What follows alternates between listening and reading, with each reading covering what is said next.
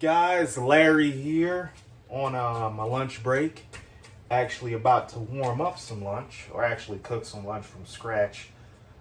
Me and the wife are working from home, so making some food, which sometimes seems to be out of vogue a bit, and it's a subject I've talked about numerous times with people who are close to me. So in my last video, I talked about bodybuilding FOMO, right? Fear of missing out on stuff like having the latest equipment, or, you know what I mean, having the latest program, or, you know, some shit like that, right?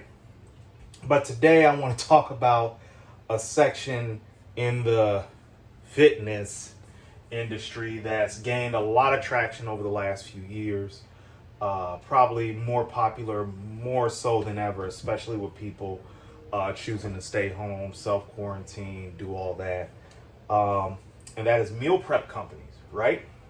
So I need to preface this video by saying I have no beef at all with meal prep companies, right?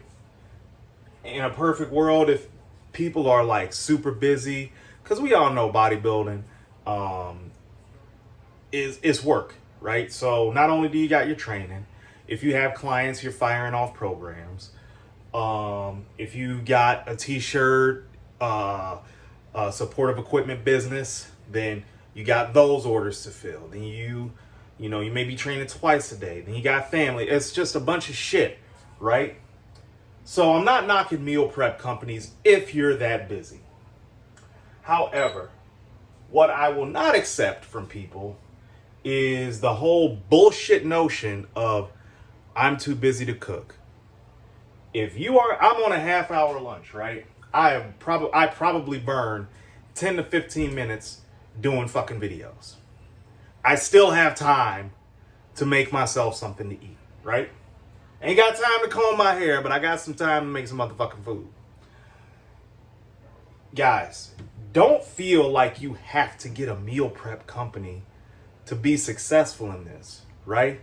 There's nothing wrong with a little bit of elbow grease and getting over the skillet. There's nothing wrong with like just going out on your deck or going out in the backyard and grilling your food for the week. You know what I mean? A guy who I respect greatly and have known since he did his first show, Fuad Abiyad. We were members on this bodybuilding message board called Muscle Mayhem. He cooks his own food still. I don't think I've ever seen him talk about a meal prep company. So understand that a meal prep company is out of everything that we do in this sport or endeavor that's very much luxury. That is a big time luxury of the sport. A motherfucker you don't have to cook your food. You just got somebody supplying you, even if it's 3 meals a day, right? Because I don't even know how many meals guys are pulling down, because if you've seen some of these prices, I'm not going to mention companies by name, but if you looked at some of these prices, they're about fucking ridiculous, right?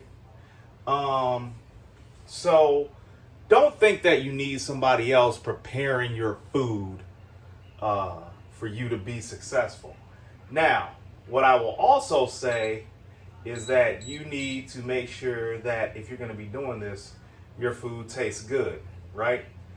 So we ain't no Karens around here, right? We ain't no Karens around here. Our food is going to taste real motherfucking good. All right. So a couple of things that I like to put on my chicken and my beef and things of that nature.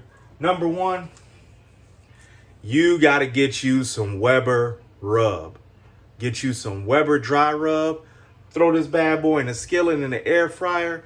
I got the original right here, but let me tell you something. I tell you what, I got the original, and this is my baby right here, the KC barbecue, right?